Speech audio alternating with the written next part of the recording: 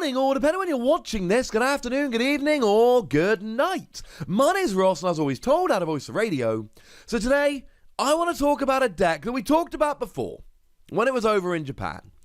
And it was a little bit of a joke deck, and we didn't know if it was actually going to be particularly good, and we weren't 100% sure if it was going to be viable, but it's just gone and taken 5th place at the Latin American International Championships.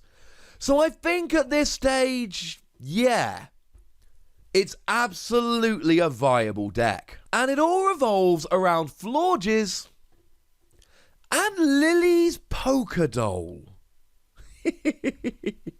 Let me explain. So Lily's Poker Doll, then, what it does is it sits in the active. And it is a 30 HP basic Pokemon, and at any time during your turn before you attack, you can just put it on the bottom of your deck, which as a side note makes it better than Robosub, because Robosub you had to discard it, which means it was then in your discard, you couldn't use it again. This goes on the bottom of your deck ready to use it. But what's really awesome here is that it doesn't give up a prize. You can compare that with something like Unidentified Fossil, which absolutely does give up a prize, and therefore is significantly worse. And essentially what you do is you try and spend the entire game with a Lily's Poker Doll in the active, such that your opponent can take prize after prize after prize after prize after prize, and never actually win the game. I know, that sounds like fun. But we run into the issue of, well, hang on a second. You're only allowed to play 4 Lily's Poker Doll in your deck. We don't have anything like Puzzle of Time to recover them at the moment. How do you do this turn after turn after turn? It is an excellent question, and the answer is largely Florges. This is the Florges that we've had since Forbidden Light, that has seen no play whatsoever. And by now you probably know I'm a man that combs the internet for deck lists. I am a man that is paying attention to what is being played literally everywhere where people are recording tournaments and posting lists. And I have not seen this seeing any play in a successful deck whatsoever. But it's got the ability Wondrous Gift, and it very much is a Wondrous Gift. Once during your turn before you attack, you may flip a coin. If heads, put an item card from your discard pile on top of your deck. Oh, yeah, that's pretty gosh darn good. That makes perfect sense. And essentially what this does is recover your Lily's Poker Doll. Gets it back on top of your deck so you can use it again. Now, Florges only gives you a 50% chance of this working, but 2 Florges gives you a 75% chance of it working, a 3 in 4. And 3 Florges gives you an 87.5% chance of it working, 7 in 8.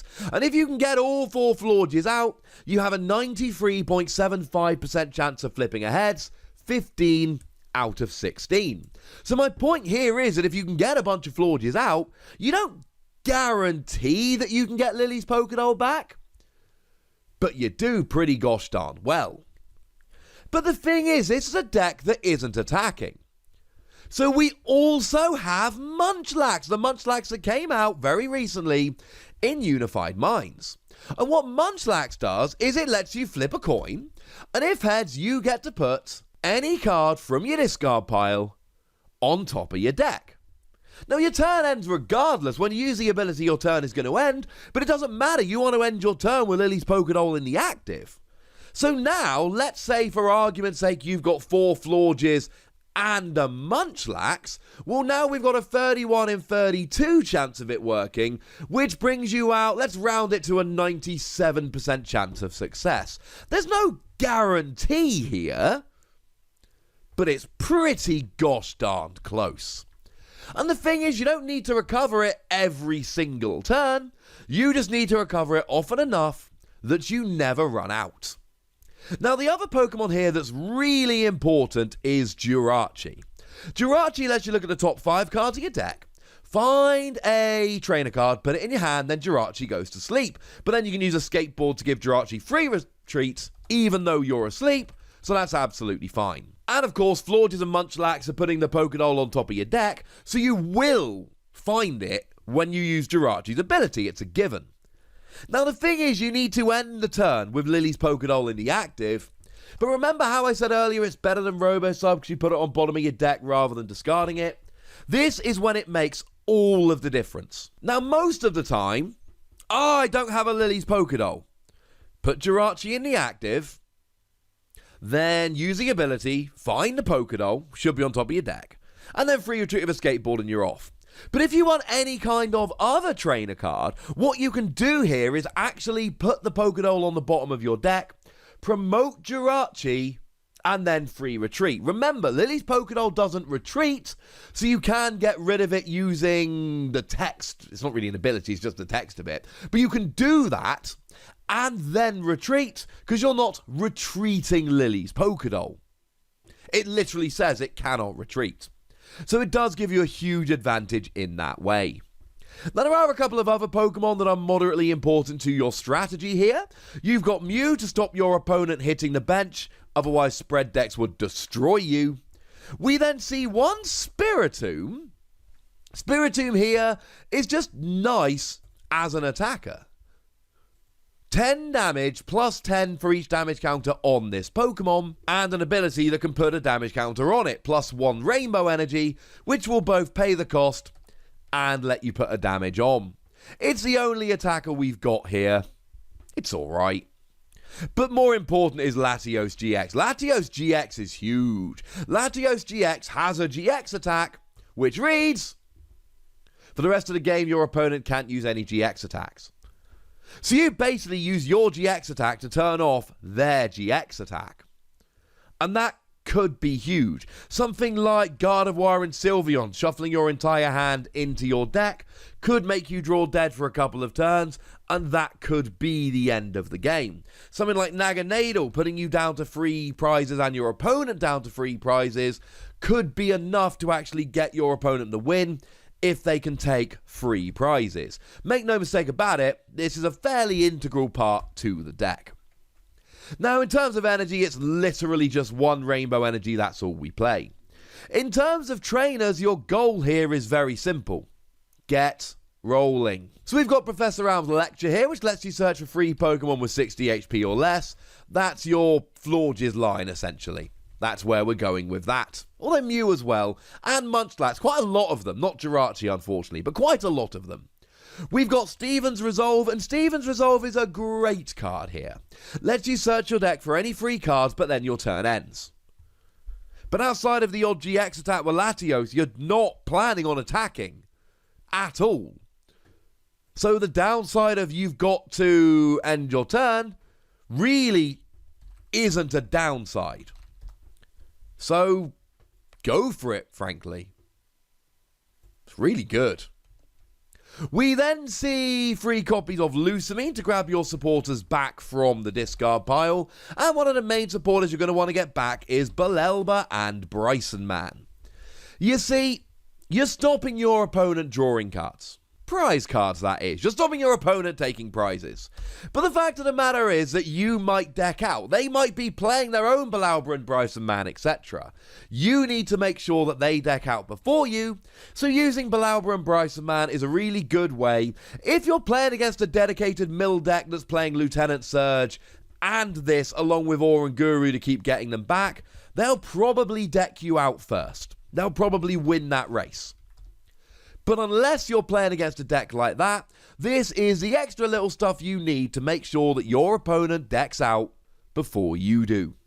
Also, 1 copy of Tate and Lies, a little bit of Shuffle Draw and a Switch.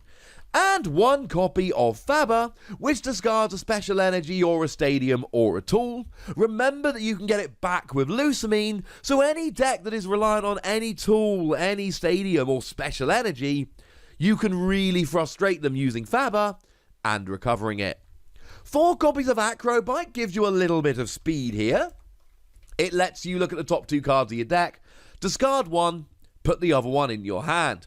Gives you speed to get yourself set up. Remember that both Florges and Munchlax put an item card from your discard pile on top of your deck.